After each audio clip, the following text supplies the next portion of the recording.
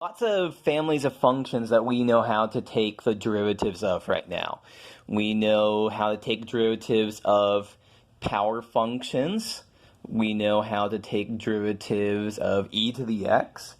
We know how to take derivatives of you can add and multiply and subtract and divide all of what we just said by one another, and you can take derivatives all of those. But now it's time to move on to a new family of functions to take the derivatives of. And so now we're going to take a look at trig functions. So what our goal is right now is, let's say that y is sine of x, and let's see if we can figure out what's the derivative of sine of x. So let's do this from the definition. dy dx is the limit as h goes to 0 of sine of x plus h minus sine x, all of that over h. And so if you're like me, you see this and you hit a pretty big roadblock. What's the roadblock? So the roadblock, I think, is sine of x plus h. And so we need a way to rewrite sine of x plus h. And so fortunately, this is where a useful trig identity comes in. So in general, if we have sine of a plus b, we can rewrite that as sine a times cosine b plus cosine a times sine b. And so this is fortunate for us because this looks like exactly, we have sine of something plus something. We can use this very useful trig identity to rewrite sine of x plus h. So we're going to have sine of x times cosine h plus cosine x times sine h minus sine x, all of that over h. Okay, how do we tackle this now? Well, let's go ahead and group them so we see that in the numerator we have two terms that have a sine x in them. So let's go ahead and pull out a factor of sine x in that numerator. So this gives us sine x times cosine h. And that's a cosine of h. That's not like the cosh, the hyperbolic cosine function that we talked about back in chapter 1. Minus 1. All of that over h. And let's just go ahead and split it up completely. And so we have this term, and then we have plus cosine x times sine h, all of that over h. And so here is our limit rewritten. Okay, so take a look and let's see how we can do things. Well, we got a limit of a sum, and so assuming that the individual limits exist, spoiler alert, they are going to exist, we could rewrite this using the sum law for limits as a limit of this plus the limit of this. So let's go ahead and do that. So the limit as h goes to 0, but there's one other thing to realize here. The other thing to realize is we want to be paying attention to what depends on x and what depends on h. So this sine x term, that only depends on x. That doesn't depend on h.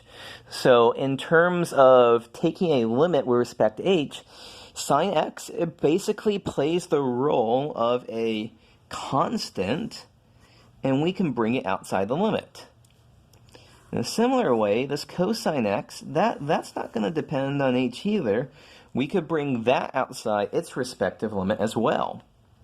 So when we do this, well, this sine x term that gets moved outside, so the sine x times the limit of cosine h minus 1 over h.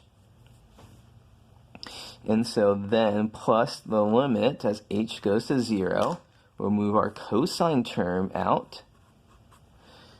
And it's the limit of sine h over h. So at this point, let's take a look. Do these limits look familiar? Let me put those in boxes. So I asked if they look familiar. The answer is probably going to be yes. So those are two limits that we did way back in the squeeze theorem section. And so the big punchline is the limit of sine h over h as h goes to 0. That's 1.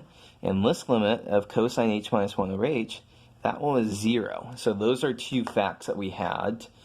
So this is in section 2.7 to do that and to do that. So we have sine x times 0 plus cosine x times 1.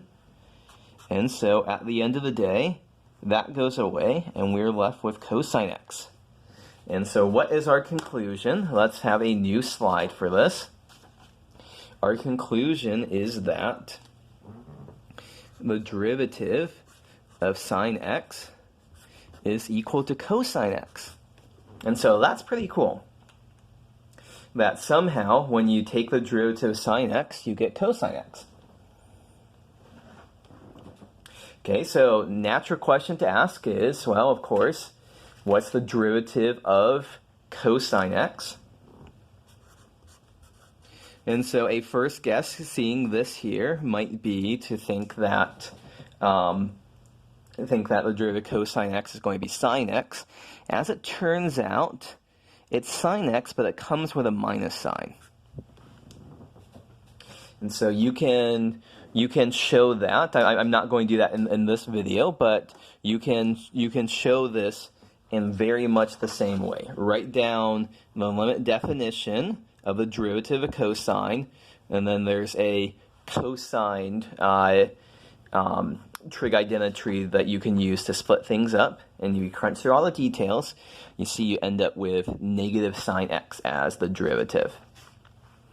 To wrap up this video, let's just take a look at the pictures of the function and its derivative to see that this is a reasonable answer.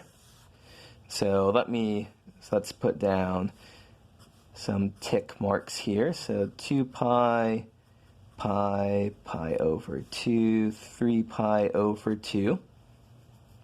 And so I'm going to draw sine x here.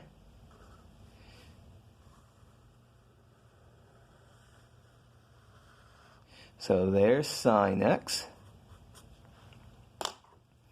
So now let me draw a new graph for the derivative.